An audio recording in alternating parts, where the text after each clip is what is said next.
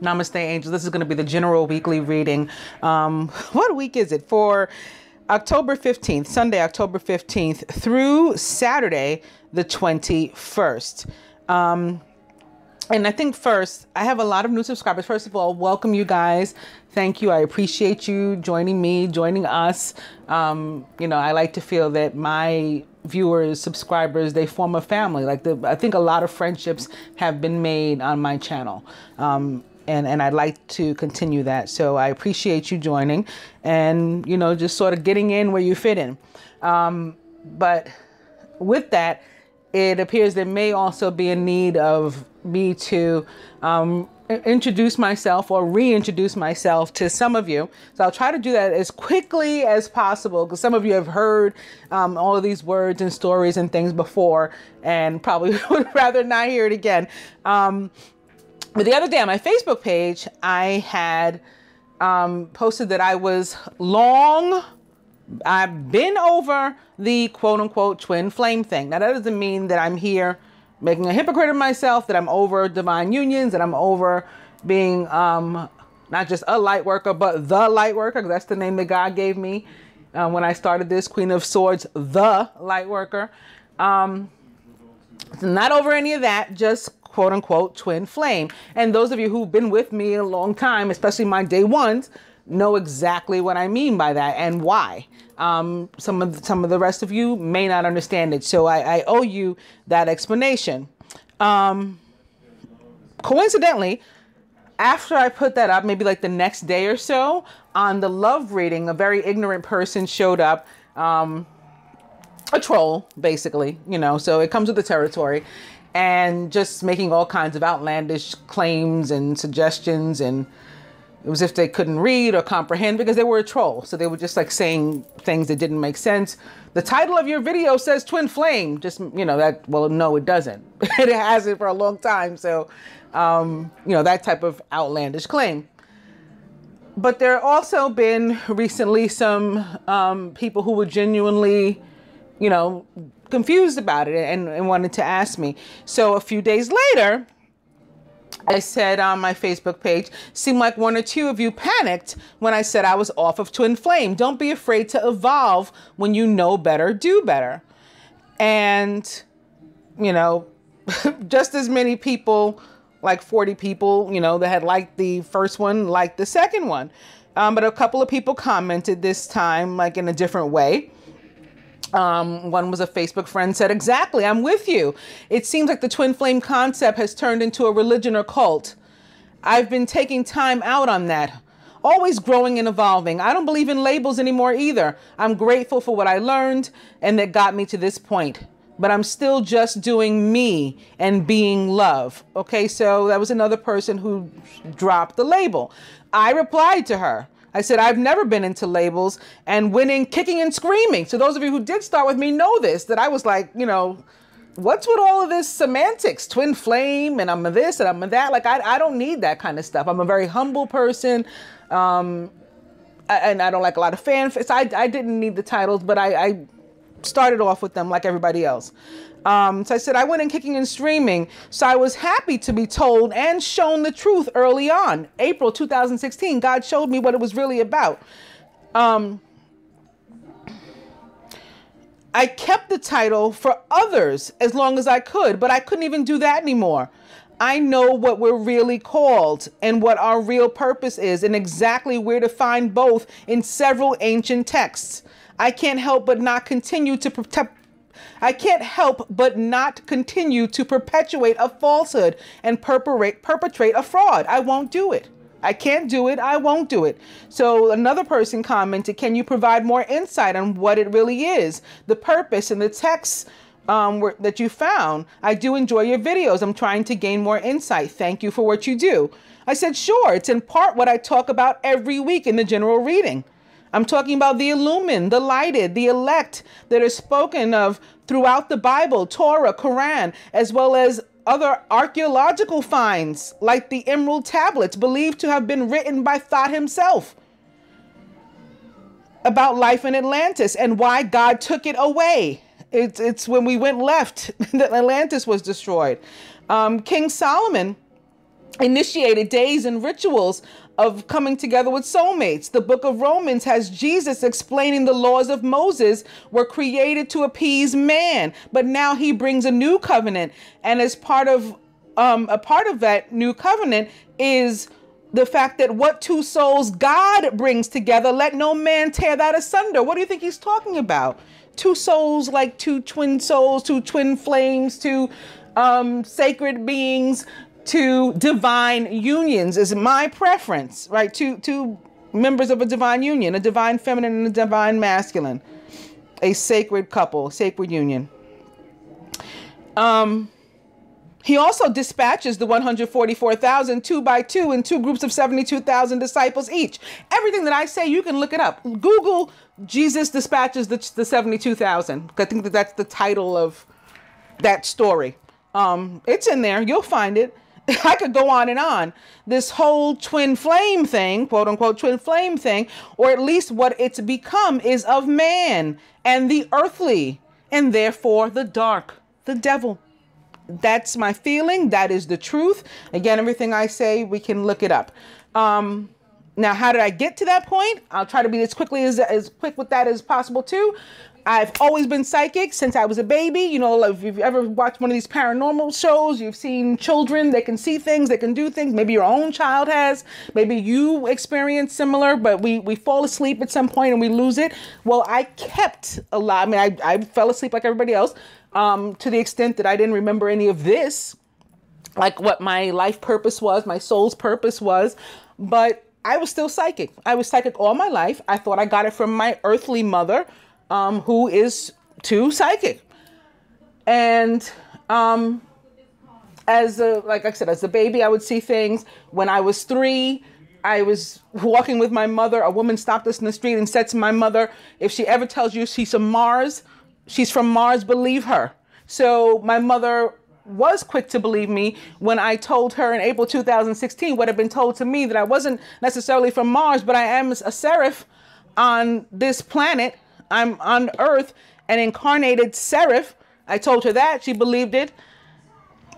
In between that, before I got to that point, how did I get to this? Well, by the time I was 12, I wanted to be a nun. I had a life very much like my namesake, and dare I say, what's been told to me, my original soul, or one of the vibrations of my original soul, Mary. I have our lives, also named Mariama, her proper name Mariama.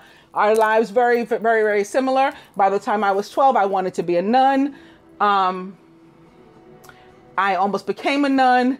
Prior to getting that, to my baptism, godmother is a Caucasian, red-haired, Jewish woman, friend of my mom's. That too baptized me in a Catholic church where she didn't belong, but she was allowed to, because to get to this point, right? So God made a way. You're supposed to have to like go to classes and stuff before you baptize a child, promise that the child is going to be raised in the Catholic religion, just like you. But again, she's Jewish. She wasn't raised. They never even asked her. She signed her last name, Wishner, which is a very Jewish name. Nobody questioned it. Nobody asked about it. That's my godmother. Period. However, for confirmation, if you're Catholic, you choose a godparent. Now, a lot of people choose the same one, and I likely would have too, but I wanted to be a nun, so I chose a nun. Sister Trinita, she was my godmother for confirmation. She is my godmother, period. So that's how I know about a lot of Catholicism and Christianity, and I continued to study from there. And that's how I know about Judaism. My godmother's Jewish. I continue to study it from there. I've been to temple. I've been to church, obviously. When I got older, I married a man who'd been raised similar to me, but also his grandmother owned Mosque Number 1 in Harlem. Owned the building, owned the mosque that was located in it. So we went to mosque on Friday. We went to church on Sunday. My kids learned to speak Arabic on Friday nights before we went to service. I know about Arabic. I know about the Quran. I know the Torah. I know the Bible. I know the Quran, which they're all pretty similar, actually. from up until the part where you get to Jesus. We believe in the same major prophets, the same minor prophets for the most part, and basically the same stories, but for the books that were removed from, you know, the Bible for the most part. And there's like over 100 different versions of the Bible. You can Google this too. Okay. So where am I now? Now I'm grown, I'm married, and fast forward to January 2015. Yes, January 2015. I didn't meet, but I connected. I came to understand, or came to be awakened to my divine masculine and he to me. January 2015, January 3rd into the 4th to be exact. We went out on the 3rd. It went overnight. It was the 4th. Around November of that year, by that time was when they were really, really pushing me to sort of jump into the community and really be awakened to and what I was and pay attention and listen to them. I was receiving things in the mail. I received a book about ISIS in the mail from no one. It was just a label to me. As a matter of fact, it's the book that's supposed to accompany the tarot cards that I later received as a gift from a friend. Came with the book and the cards, but initially I received the book like out of nowhere, thin air. All kinds of stuff used to happen like that with me. And finally I said, okay, I get it now. And I started to pay attention.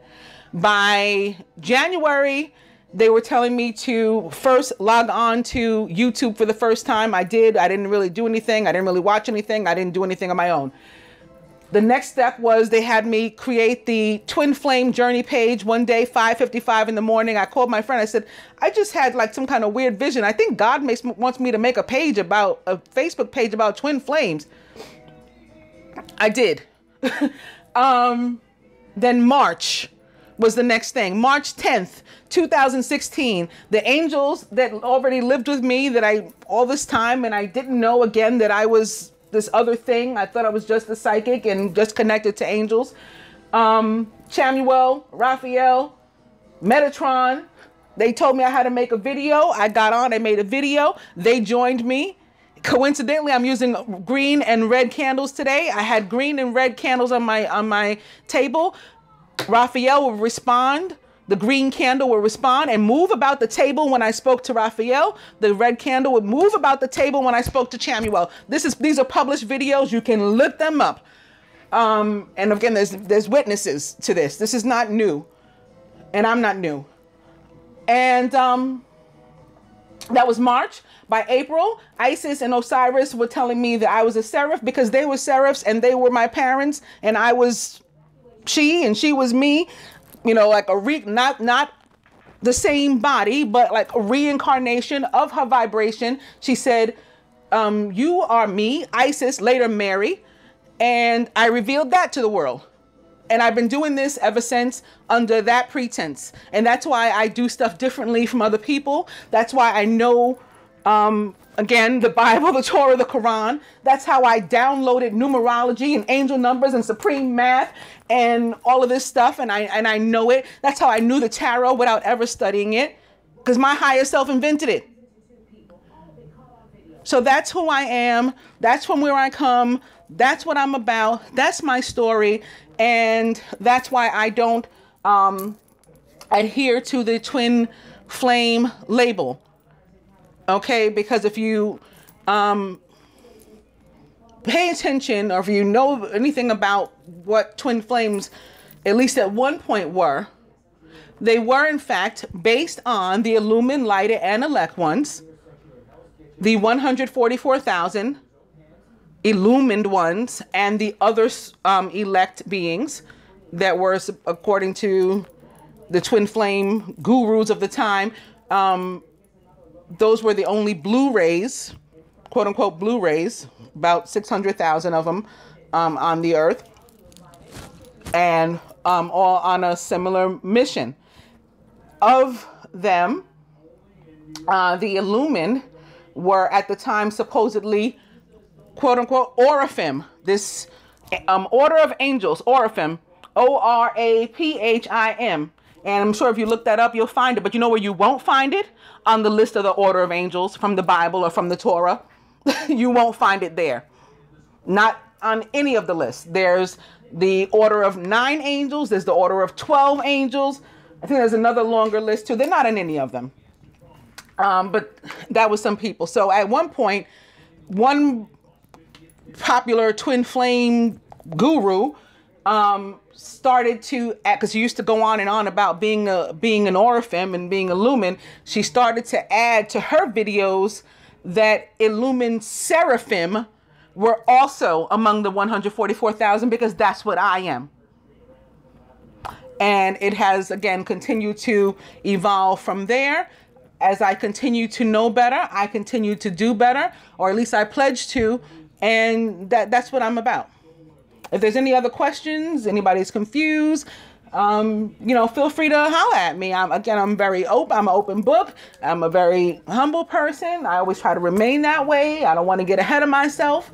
And, I'm willing to talk to anybody. If any of what I said is not what you're into, I want to be honest about that. I want to be upfront about what I'm about. So that if you don't want to watch, you don't watch.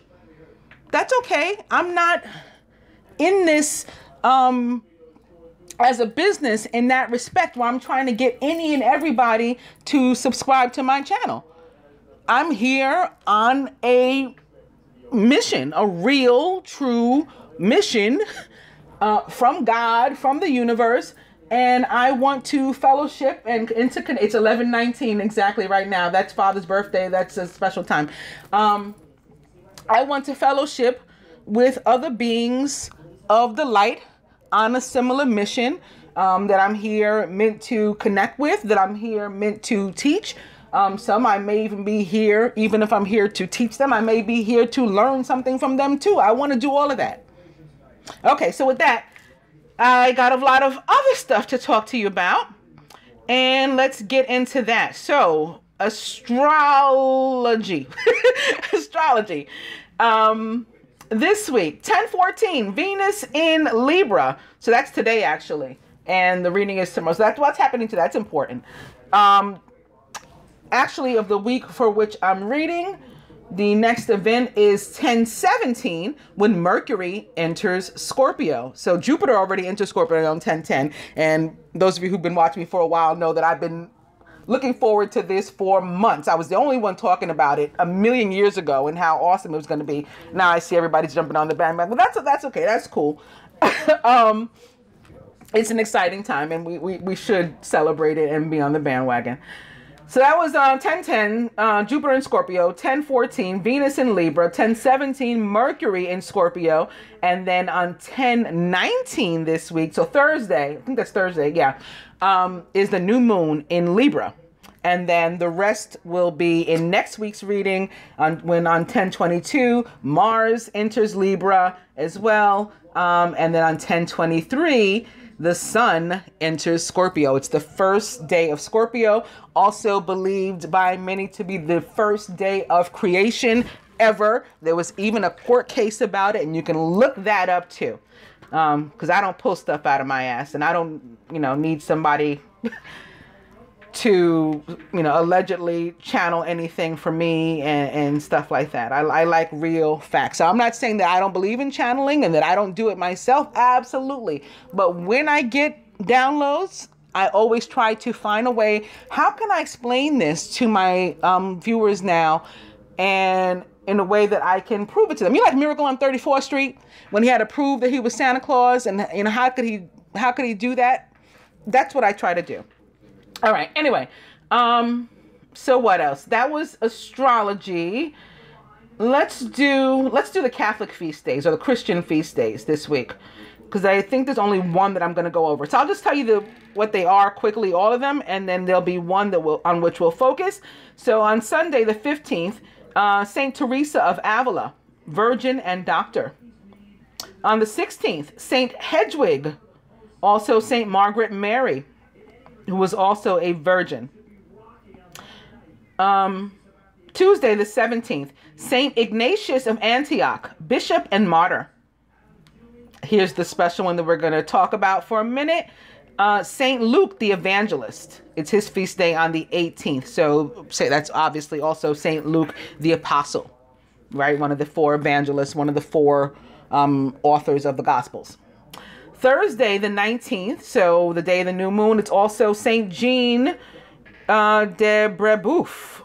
It's like a French priest. I think it's a man. Yeah, priest. It is definitely a man. So Saint Jean, not Jean. It's Jean, but French is Jean. He was a priest and a martyr. Also Saint Isaac, who was a priest and a martyr, and Saint Paul of the Cross, who was a priest. Friday the 20th is also a day on which Saint Paul of the Cross is celebrated. And that's it on the Christian calendar. The Jewish calendar, the Hebrew calendar.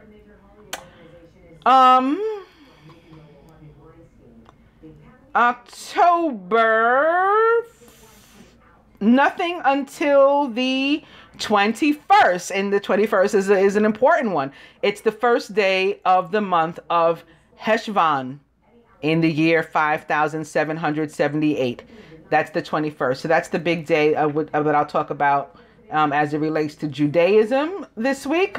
And with that, let's go to St. Luke. So, St. Luke, I'm going to read this from www.catholic.org. St. Luke, the writer of the Gospel and the Acts of the Apostles, has been identified with St. Paul's Luke, the beloved physician. So the same of the book of Colossians, Colossians,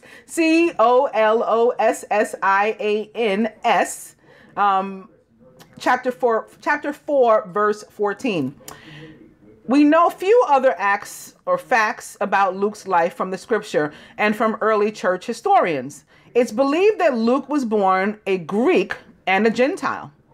In Colossians 10 through 14, it speaks of those friends who are with him. He first mentions all of the circumcision, and in other words, Jews, and he does not include Luke in his group. Luke's gospel shows special sensitivity to evangelizing Gentiles.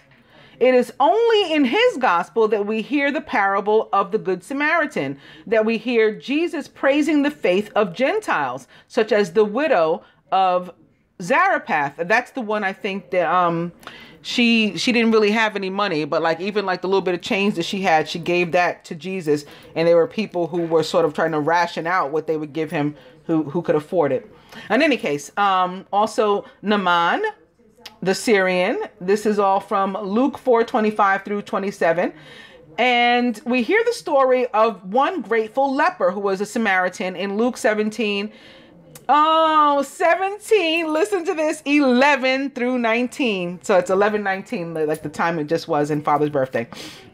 According to the early Christian historians, Luke was born at Antioch in Syria. In our day, it would be easy to assume that someone who was a doctor was rich, but scholars have argued that Luke might have been born a slave. It was not uncommon for families to educate slaves in medicine so that they would have a resident family physician. Not only do we have Paul's word, but we have someone named Eusebius. Excuse me. Eusebius. Also St. Jerome. I was thinking about St. Jerome this morning. Don't ask. Eusebius, St. Jerome, and St. Irenaeus. Irenaeus. Also Cassius. Caius. A 2nd century writer, all refer to Luke as a physician. We have to go to Acts, the book of Acts that is, to follow the trail of Luke's Christian ministry.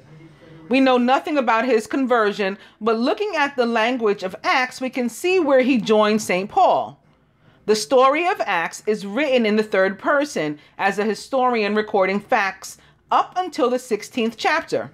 In Acts 16:8 through 9, we hear of Paul's company. So passing by Mysia, they went down to Troas. During the night, Paul had a vision. There stood a man of Macedonia pleading with him and saying, "Come over to Macedonia and help us." Then suddenly in 16:10, they, in quotes, becomes we, in quotes. When we had seen the vision, we immediately tried to cross over to Macedonia, being convinced that God had called us to proclaim the good news to them. So Luke first joined Paul's company at Troas at about the year 51 and accompanied him to Macedonia, where they traveled first to Samothrace, then Neapolis, and finally Philippi. Luke then switches back to the third person, where he seems to indicate he was not thrown into prison with Paul, and that when Paul left Philippi, Luke stayed behind to encourage the church there.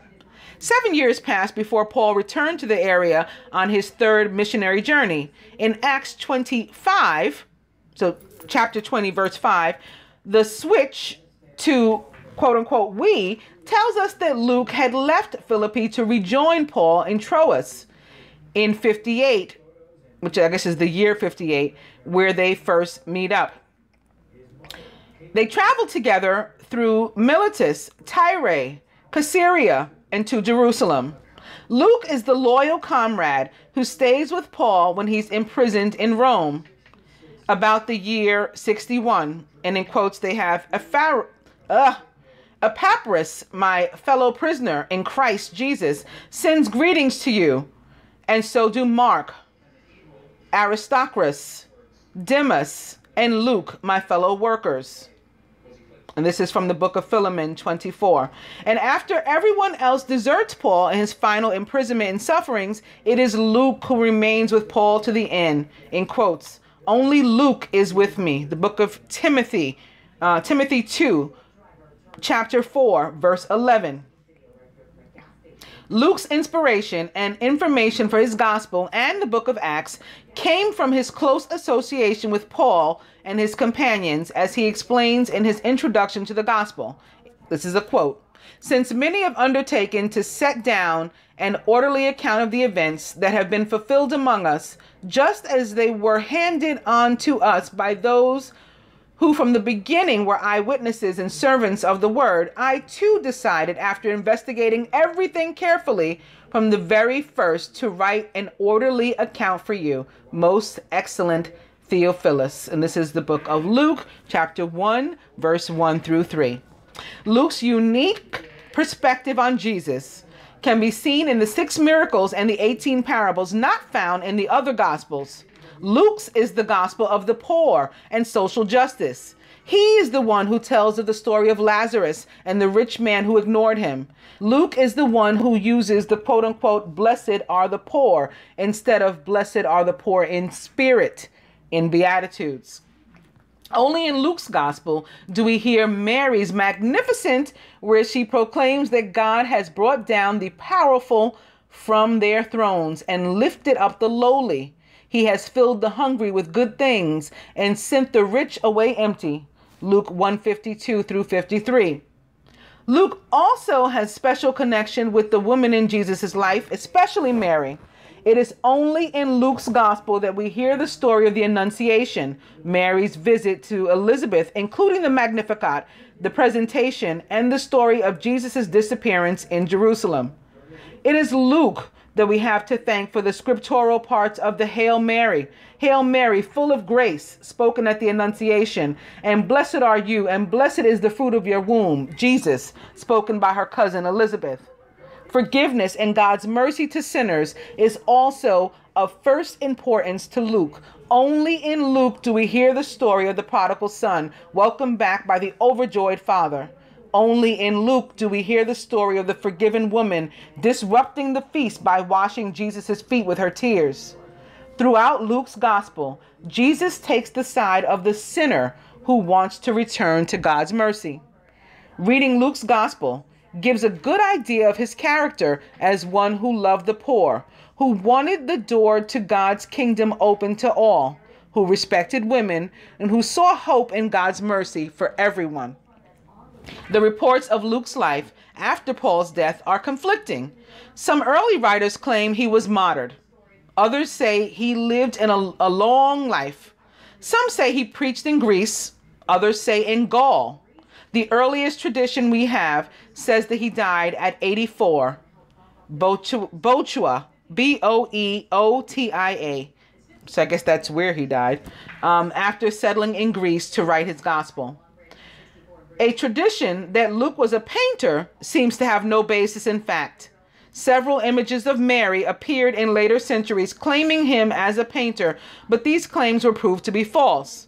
Because of this tradition, however, he is considered the patron of painters of pictures and is often portrayed as painting pictures of Mary.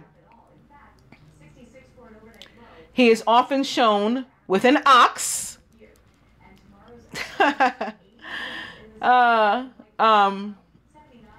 So yeah, for Mary and Isis, ox is or calves. The cow is very special. I have one here on my table, made of stone, natural stone.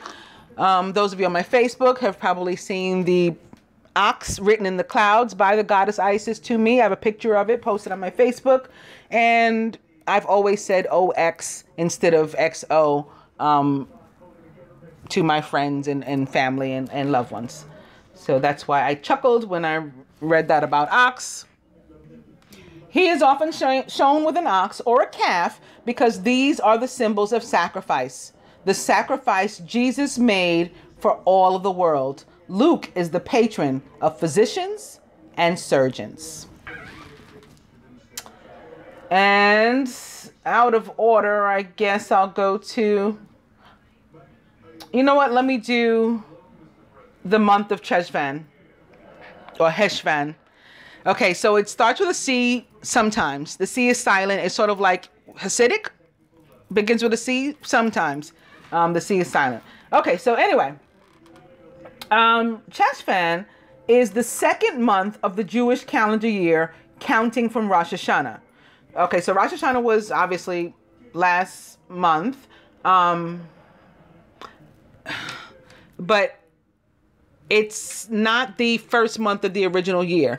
The first month of the original year, the ecclesiastical year, is Nisan. So if we were counting from Nisan, I think that CHESHVAN would be the 9th month, but don't quote me on that.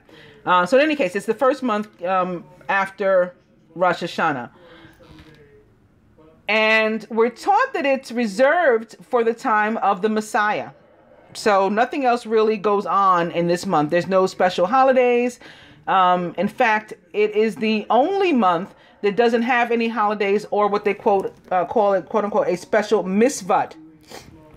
We're taught that it is reserved for the time of the Messiah, who will inaugurate the third temple in the month of CHESHVAN. I'm reading from Shabbat.org, by the way. The great flood in the days of Noach, so the Noah, but they have it spelled Noach, the original spelling, began in this month. And it was a year later, also in the month of CHESHVAN, that Noach left the ark. In the month of CHESHVAN, we commemorate the anniversary of the passing of our matriarch, Rachel. And this is so funny because I wanted to tell you guys a story about Rachel. I hadn't read this. I guess that was a download. That was my higher self trying to tell me, you know, Rachel's involved here. We got to talk about Rachel. In fact, I did pull up a story to read to you guys. I don't know if I still will well, let me just go on. So our matriarch, Rachel, she's buried on the road to Bayat Lakam, where throughout the ages and still today, Jews of all walks of life go to pray and to beseech that she intercede on their behalf as a mother does for a child. This month is the anticlimax of the previous month, which was Tishrei. With so many holidays and spiritual experiences, it was a feast for the soul, a vacation of sorts. Now, as we enter the month of CHESHVAN, real life begins. We go back to the daily mundane grind. This is the time to take the inspiration and all that we gained in the month of Tishri and integrate it into our lives, learning how to balance the spiritual and the physical elements of our life in unison and harmony. So here's a story also from Shabbat.org. It's by a Rachel, actually, or Rochelle, which is the original name, original spelling, Rochel. And the name of the story is Why Jacob Loved Rachel, but why he had to marry also Leah. The Torah describes Rachel as having beautiful features and a beautiful complexion, and Leah as having tender eyes. It's unusual for the Torah to spill ink illustrating the people or places mentioned. It's also unusual that Leah is seemingly publicly disparaged. On principle, the Torah goes out of its way to avoid unnecessary critical descriptions, and yet it openly contrasts Rachel's beauty to Leah's tender eyes. In light of this principle, the biblical commentator Rashi deduces that Leah's tender eyes allude to her incessant weeping. Her eyes were red and soft from the many tears she'd shed. She wept in prayer, entreating God to shift the course of her destiny. She had been destined to marry Esau, coarse and corrupt as he was, and she prayed earnestly that her fate be changed. So potent were her prayers that she married Jacob instead of Esau. The Talmud displays Leah as the paradigm of effective prayer because her communication with God actually rewrote her life script. She's identified by the Torah with her tears, an expression of the fresh enthusiasm and tender sincerity of her compelling prayers. Day in and day out, she lifted her voice to heaven, and her words never became stale from repetition. Later, when Leah was expecting her 7th child, she prayed to God that it not be a baby boy, lest she appropriate so many of the 12 sons destined to Jacob that her sister Rachel would be left to contribute just one. Miraculously, the male fetus in her womb flipped genders and became a baby female, Dinah. Once again, Leah's prayers, like perfectly poised arrows, reach straight to heaven, and her fate shifts. The great rabbi and Kabbalist, Rabbi Schroner Zalman of Liadi, explains that Leah's soul stemmed from the world of thought, while Rachel's soul was from the world of speech. Leah was introspective, a master of meditation and internal communication, plumbing the depths of her soul, always emerging with a newfound appreciation of God. She was a paradigm of humility and innocence, her eyes tender from an outpouring of fresh emotion. Rachel was different. She was a communicator, charismatic and appealing to others. She commanded a sphere of influence. Her beautiful complexion alludes to the shining of her countenance. Her Hebrew name, Rochelle, is numerically equivalent to the phrase, "and there was light." Both equal 238, or 1111. With Rachel, there was light. The environment was illuminated with her presence. This explains Jacob's unusually dramatic reaction to Rachel. Moments after meeting her, Jacob kissed Rachel, and he raised his voice and wept. Jacob realized that he was destined to breed a family that would become the chosen nation, the nation that would be a light unto the world. His 12 children would have to uphold the torch of morality and spirituality in a world that would often resist this message. And here was Rachel, a character perfectly suited for the job. She could mother and groom a family of effective communicators. Why then did Jacob raise his voice and weep? Here too, Rashi explains, based on the Midrash. Jacob saw in Rachel the perfect spouse, the perfect mother. But what troubled him was the knowledge that Rachel would not be buried with him. He understood that their lack of posthumous unity reflected a lack of perfection in their united mission. This perplexed and saddened Jacob, and he wept. What Jacob did not realize was that the missing component in the construction of his family and of the Jewish nation was Leah. Rachel may have been able to contribute to the Jewish PR department, but Leah was needed to add the element of introspection and genuine prayer. Rachel's quality of communication and influence would be needed most when her children were in exile, an unsupportive environment outside of Israel. Leah's qualities would be needed when the Jews would be safe and supported, left only to further develop their relationship with the Creator. Jacob thought of his time in Galut, and saw, which means exile, and saw Rachel as perfection. But no sooner did his family leave Haran, their personal exile, and travel toward the Holy Land of Israel, did Rachel die, her mission complete. She left Joseph, and she left him with a son who inherited her capacity to create a dynamic sphere of influence. I think either I read something wrong that Joseph is the son.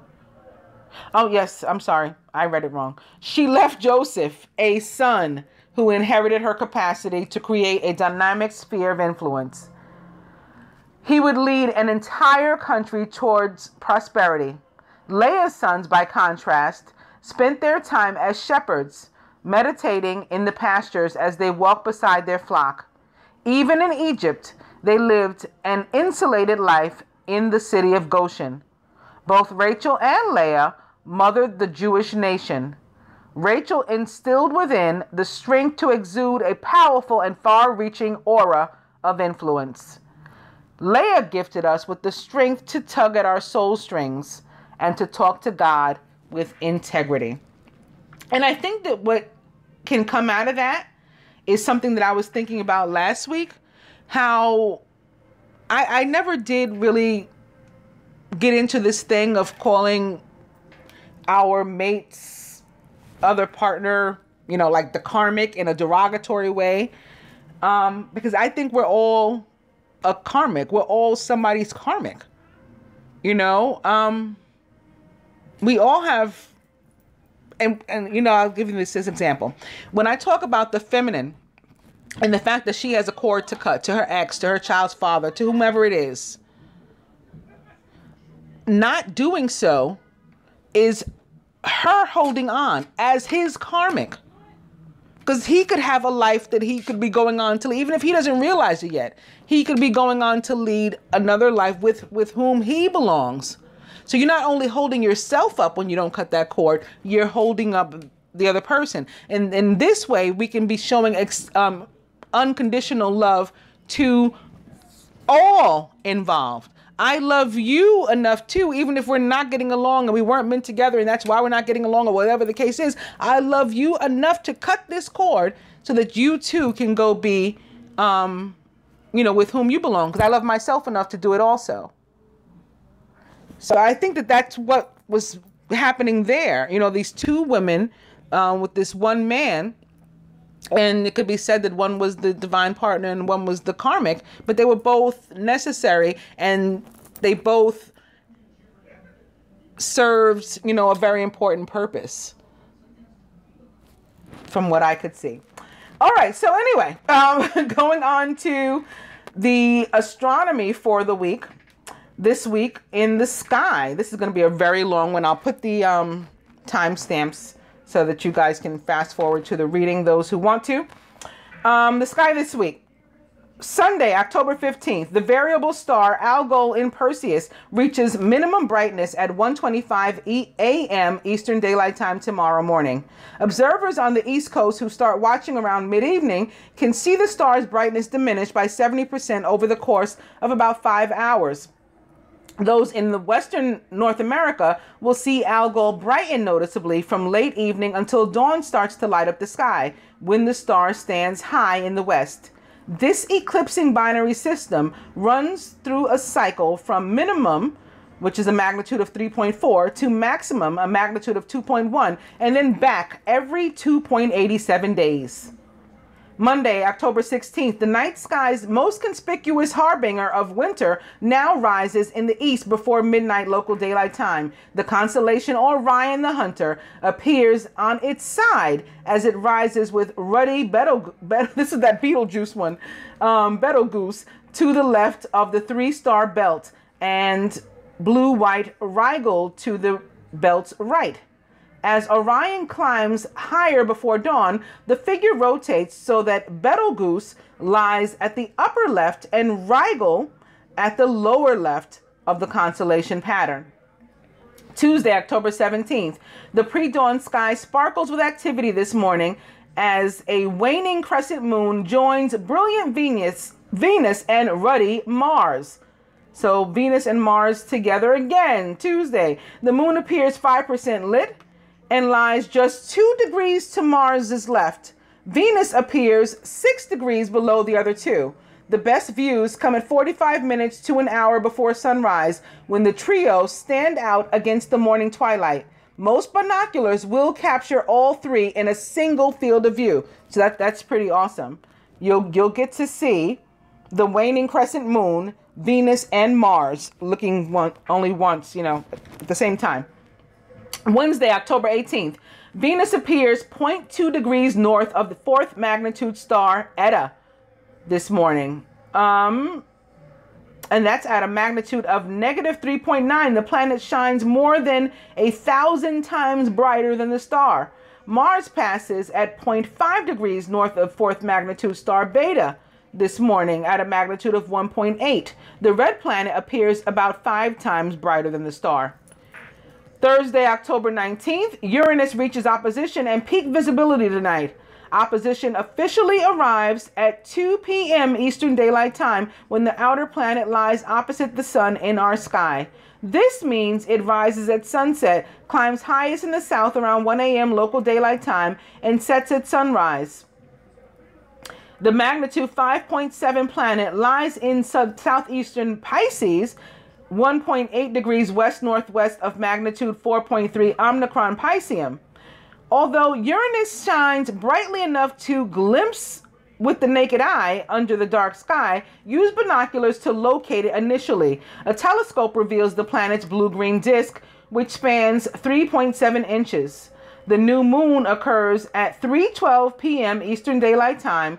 At its new phase, the moon crosses the sky with the sun and so remains hidden in our star's glare. Friday, October 20th.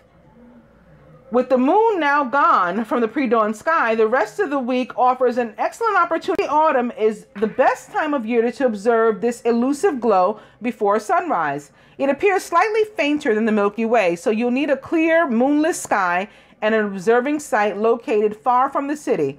Look for the cone-shaped glow, which points nearly straight up from the eastern horizon shortly before morning twilight begins, which is around 5:45 a.m. local daylight time at mid-northern latitudes. The moon remains out of the morning sky until November 3rd, when its bright light will return and overwhelm the much fainter zodiacal light. Sunday, October 21st. If you're out enjoying the pre-dawn darkness, you'll likely see a number of bright streaks peppering the sky. These are the Orion, like the Orion meteors, which belong to an annual shower that peaks before dawn. Observers under the dark sky can see up to 20 meteors per hour shortly before twilight begins, when the constellation Orion the Hunter climbs highest in the south. The meteor appears to radiate from a point in the northern part of Orion. With this moon absent, or with the moon absent from the morning sky, viewing conditions could hardly be better this year. So this is like optimum. And lastly, Sunday, October 22nd, look high in the east after darkness falls this week, and you should see autumn's most conspicuous star group. The great square of Pegasus stands out in the evening sky at this time of year, though it appears balanced on one corner and looks more diamond-shaped. These 4 almost equally bright stars form the body of Pegasus, the winged horse. The fainter stars that form the rest of his constellation shape trail off to the west of the square. Venus appears 1.3 degrees southwest of 3rd magnitude star Gamma this morning as well. And that's it for the sky this week. I just grabbed the dice because I realized I didn't have them out. I'm going to begin with 29. Is that, yep, 29? No. And weekend away.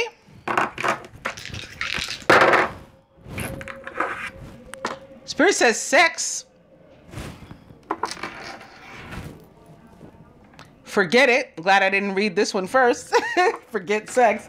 So no, we don't have to forget it. And party. So forget like the serious stuff you were going to do and instead, you know, kick back, party, and sex if that's appropriate in your life.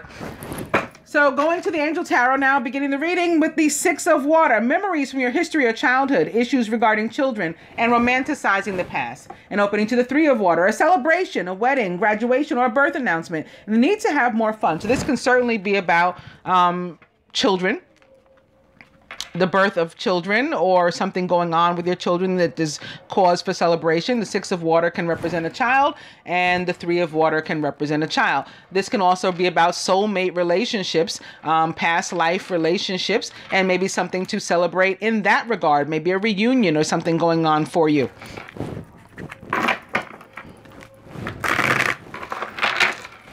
Six of Water. Opening to the Page of Earth. Scholarly, dependable, patient, and successful is the Page of Earth.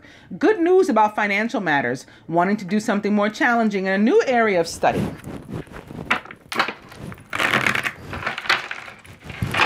Six of Water. And the Ace of Water. Falling in love or the resurgence of a relationship. What I say? Getting back together with somebody, a soulmate.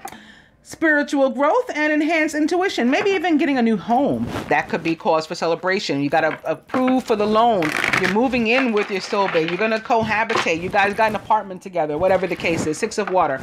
And opening now to the King of Fire. Motivational, idealistic, ambitious, and charismatic is the King of Fire. He's also a Leo, Sagittarius, or Aries, or someone taking on those traits or attributes. Focus, focus, focus, and communicate with vision. Be a leader. Take advice from someone creative if you get the opportunity. This can certainly be the Divine Masculine, maybe being particularly impactful and important this week. Opposite the Six of Water, which again can represent soulmate connections, soul connections. Karmic relationships in a positive sense, not a negative, derogatory sort of thing. King of Fire. And the Ten of Air. It's the end of a difficult situation. Embrace the change and expect everything to get better now. Somebody may be recovering from an addiction. So when you say recovering from an addiction, there may be some sort of substance abuse, and a lot of times that's what we think of first, but that doesn't have to have anything to do with substance abuse. It can be any kind of codependency, you know, upon any person, place, or thing, a combination of those that we may have. And we're back to the Page of Earth. So some of us can definitely expect some good news this week about financial matters, maybe an opportunity to go to school, to learn something new. Maybe at the job that we currently already have, we're getting an opportunity to sit next to somebody, one of the old timers, OG, and learn from them and you know, benefit from that wisdom and all that kind of stuff. Overall energy this week is the Nine of Water, so all about our dreams coming true. Your wish comes true, concerns fade away, and you have a love of life.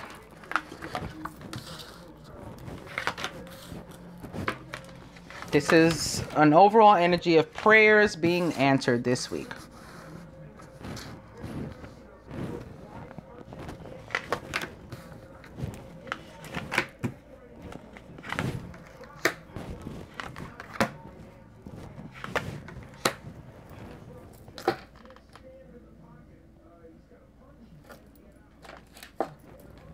Masculine, very nice. The Four of Fire. Remember I said somebody may be getting a new place to live, perhaps with their partner. Well, this is a card of not only potentially homes, but cohabitation and commitment and all that, because this one card could be saying all of those things too. Contentment, peace, and abundance, a happy home life, and the successful completion of a project. So the masculine's at peace. We know that, at least that much.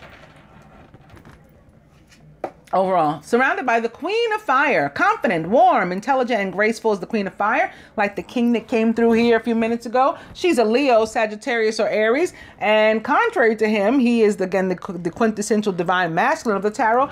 This is his complement, the quintessential divine feminine of the tarot. Stretch your wings and fly. Don't underestimate yourself. Assert your independence and creativity.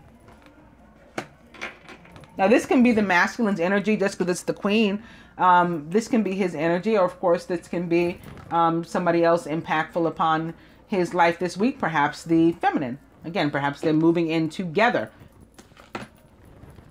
In his subconscious, the Two of Earth, too much going on at once. There's a need to make a decision. Consider a more playful approach. He wants to be careful to not get too like uptight,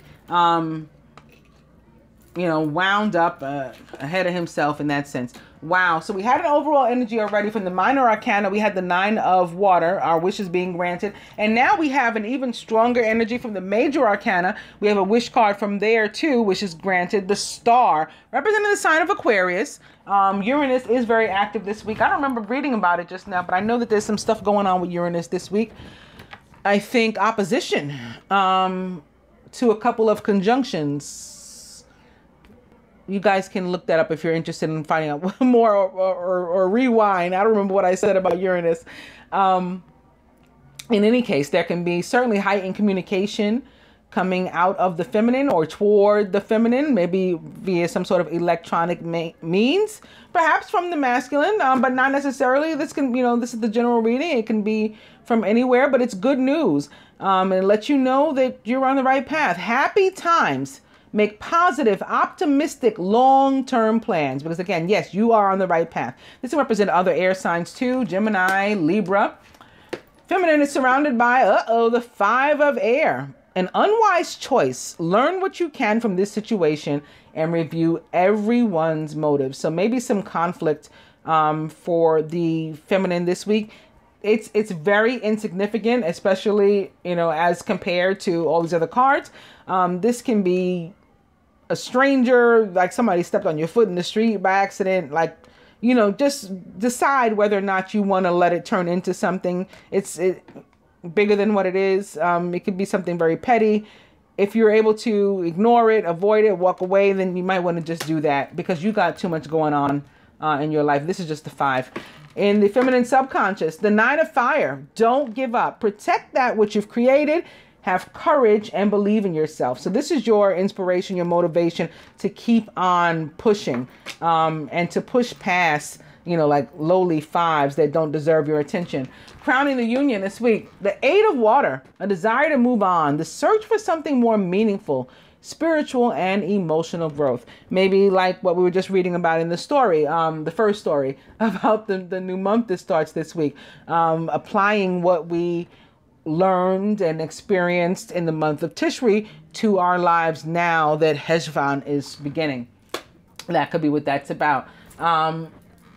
Maybe just wanting to stay in this place of peace and contentment and not let anybody get to you, not let anybody bring you down or take what's yours, destroy your happiness, diminish your accomplishments, make light of your contributions to the world and your value.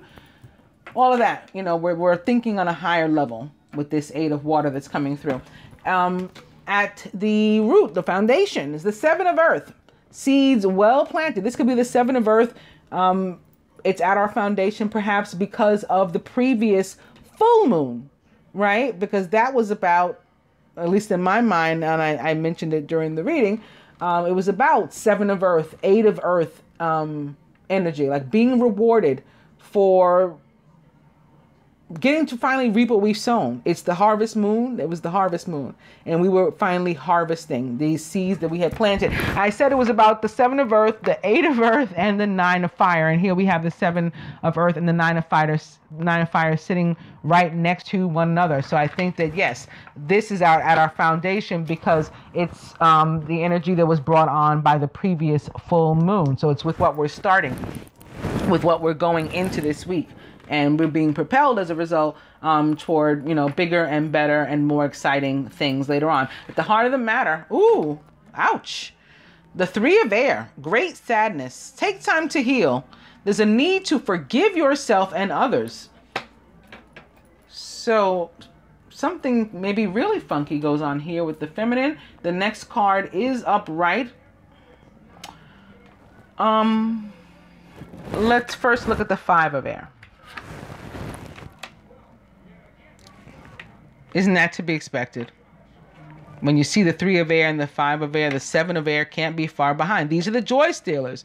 And this is what I was talking about a moment ago, like not letting anybody take our happiness, disrupt us on our journey. This is our motivation to fight past that. So be aware of these people this week, and so that they can't lead to any pain. But sitting with the 8 of water, sitting here atop this 3 of air, and the star crossing this 3 of air, I think the pain, if any, that some of us may go through is that of having to leave some people behind.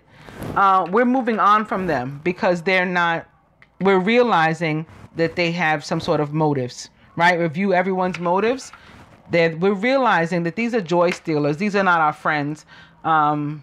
These are not people who really want to see us do well, and so we're walking away from them. We're moving away from them, and that's, it's, again, like as I said during that moon reading, again, it was going to cover 2 weeks out, so it was going to cover this period too.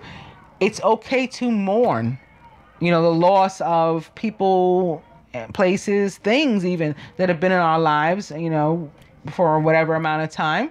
And then, we grow from the experience and keep moving. And that's what this 8 of water demonstrates, actually. And doing this will restore your happiness, will restore your peace. And we're getting rid of people. If I have to sacrifice, somebody that doesn't mean me well so that I can have peace in my life and in my home, then that's what I got to do. If I got to sacrifice somebody that doesn't mean me well, or something that doesn't mean me well, so that I can, reach my goals and be able to look at life in a more positive light and be optimistic about it, then that's what I got to do. I was going to do another one, but you know what? I'm going to take the rest of the clarification from this deck, my other tarot. So that was the angel tarot. This is the animal tarot. And with that one, I began, it was with the water card too. I don't remember which one anymore. Now I'm beginning with the Princess of Summer, which is basically like the page of water. She is sensitive, kind, open-hearted, and inexperienced. So naive, maybe. You can expect to kindle a new romantic relationship or a close platonic friendship. You may suddenly receive an emotional message from someone or be invited to a social event. Maybe you got to decide what you're going to do about that. Opening to the 2 of winter. Procrastination and worrying what others will think is blocking you from making a decision.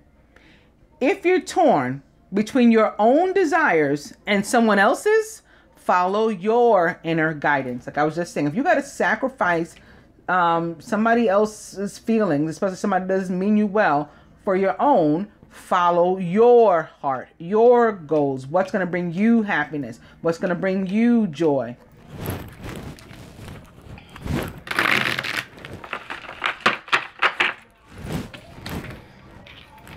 Princess of Summer.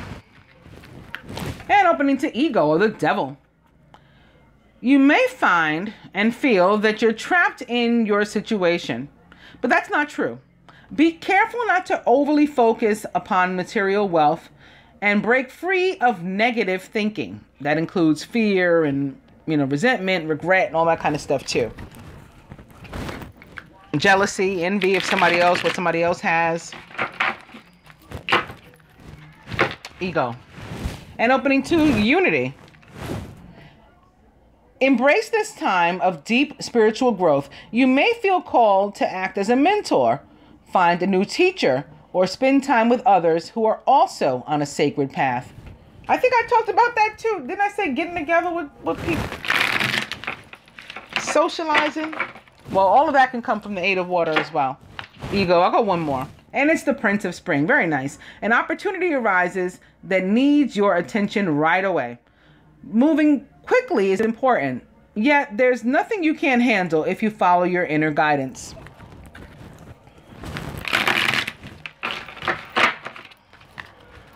Ego. I'm going to cut.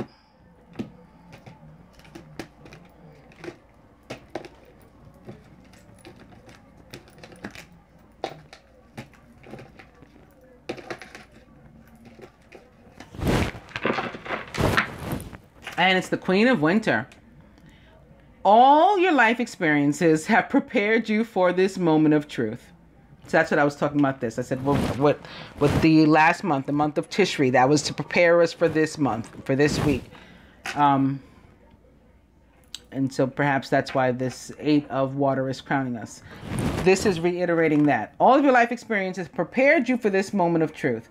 It's time to declutter your home, to clear away situations that aren't working for you anymore, and to disengage from people who create more drama than happiness. What did I say a moment ago? That's what this is here.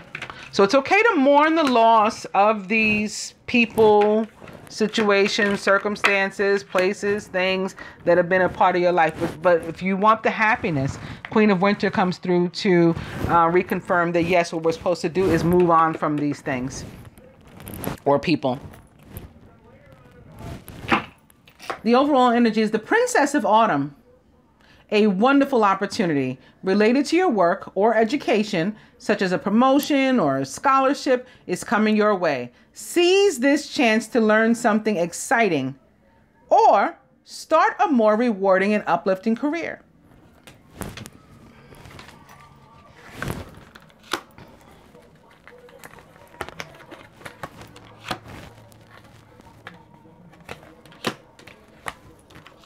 I started to just clarify the negative ones, but now that we know for sure what this situation is, I figure let's just get insight in general for the week.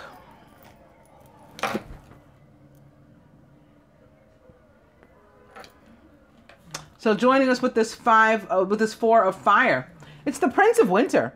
Get ready for progress to speed up. This situation requires you to choose logic and intellect over emotion and make your decisions quickly. Okay, that goes perfectly with the scenario that we're discussing. Do I want my peace, or do I want to keep maybe people pleasing or remaining in a situation that is toxic to me? That requires your mind, your logic over your emotion. You may have an emotional connection to this person. It may hurt for you to let them go, but your logic, your common sense will tell you to choose yourself if your emotions don't, if your own heart doesn't. Your head should.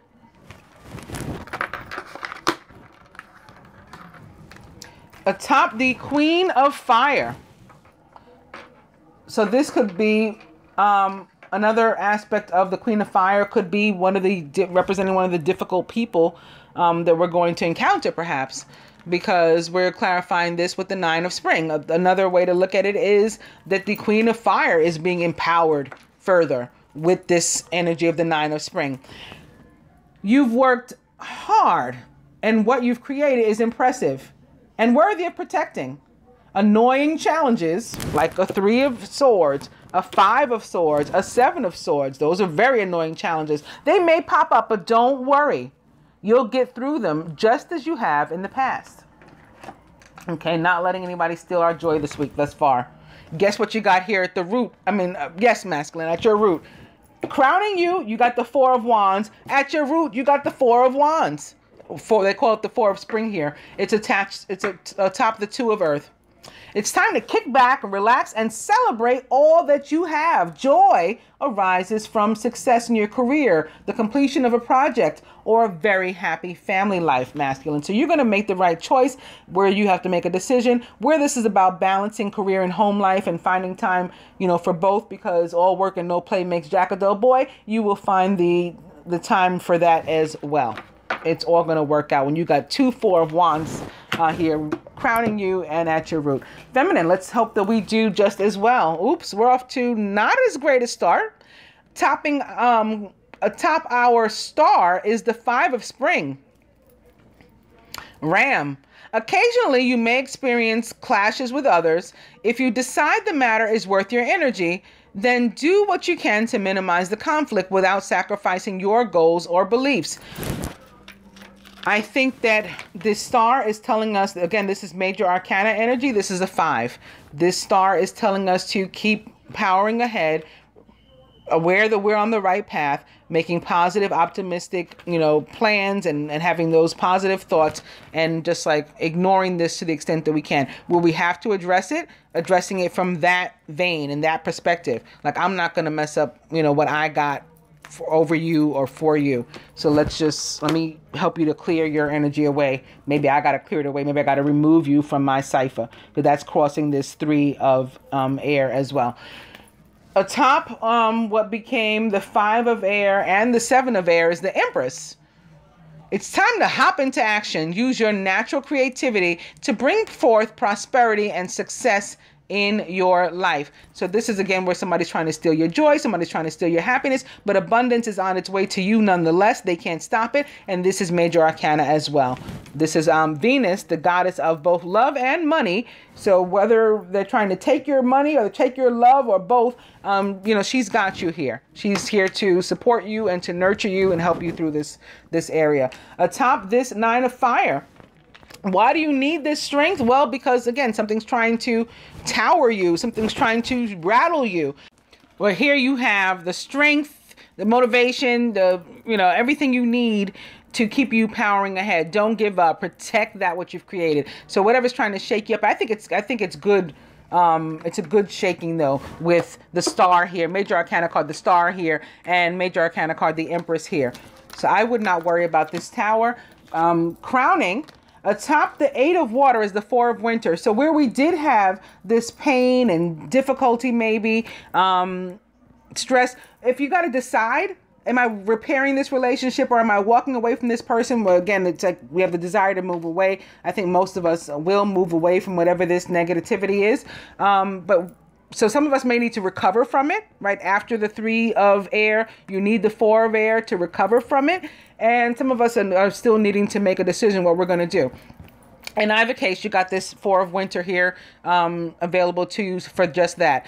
Thoroughly think things through before making a decision. Continuing to overanalyze isn't going to get you any closer to a resolution, but meditation and prayer will bring the answers you seek. So you can try that instead. At the root, atop the 7 of earth, I think this is hilarious. We started out with this barren tree, right, when we were planting the seeds. And from a totally different deck, look, we got another card with another tree on it. Only this one is full of ripened fruit. How awesome is that? And it's the wheel, or the wheel of fortune. Expect a sudden positive change in your life. You can now move forward and make great progress. This sits here again next to the tower. So I think it's a good tower. We're going to get shaken up with positive change. We weren't expecting that, but it's crossing the Empress, which again sits under the star. For the masculine, it's sitting here next to the 4 of spring, which is the 4 of wands, another card of positivity, peace, contentment, commitment, marriage, all things awesome. Here at the heart of the matter, even atop this 3 of air, we got the Magician, major arcana card, the Magician. We are trump tight here. There is magic in the air. You can manifest everything you need to be successful, right? The Magician can make whatever he needs to make happen. We got the Manifester sitting next to the goddess of love and money, sitting above the planet of expansion, wealth, luck, and karma. And I think this card in itself is also very Jupiter in Scorpio, because not only does the wheel card represent Jupiter for me, but look at this butterfly in here. That's death and rebirth. That's entering a caterpillar coming out of butterfly. That's very Scorpio. So this, like, one card says both of those things. And this is, again, very reminiscent of our moon reading. And, you know, what was to come. So what we predicted in earlier readings is what we have being laid out before us now. With that, I think we can go to our advice.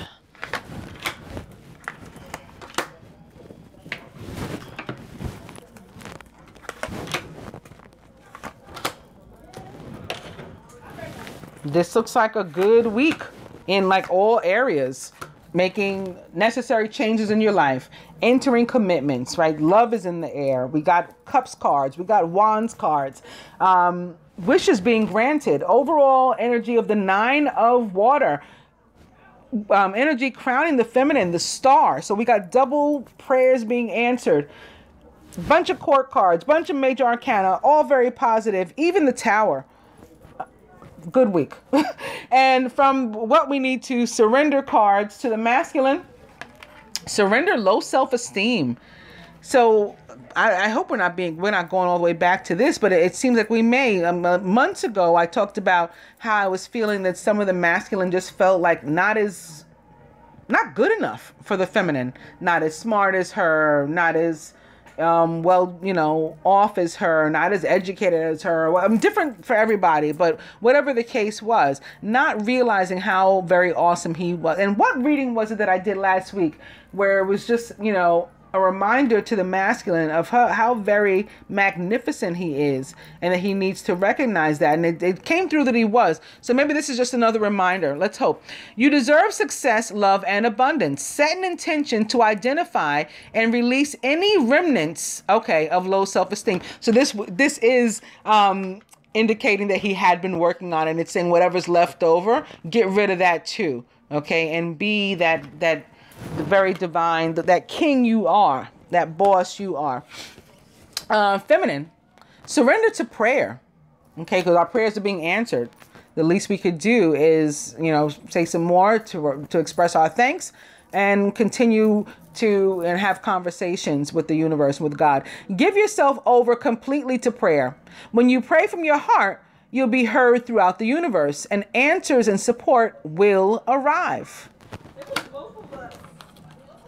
From the Angel Tarot to the masculine, more major arcana, justice, representing the sign of Libra or other air sign, perhaps. A lot of air and fire and water this week. Fair and just decisions will be made after all the evidence is reviewed impartially. Have compassion for others and try to see all sides of the disagreement. So again, even when you gotta let go of people, it's what's best for everyone. And maybe that's why I was meant to say that at the end of that story about how it's unconditional love being shown for everybody, even if we don't realize it in the moment. I think that was more of that coming through. Wow, more major arcana for the feminine. It's the sun. Your plans will work out well, bringing you happiness, prosperity, and success. You'll garner the recognition for your accomplishments you so richly deserve. How awesome. And lastly, from the Angel Tarot to the masculine, Four of Air. We got 2 Four of Airs to help us along with this 3 of Air. Anybody that did need the healing and the recovery, you got it, 2 times over. It's time to rest or take a vacation. Allow more time before making a decision. Meditation may provide answers.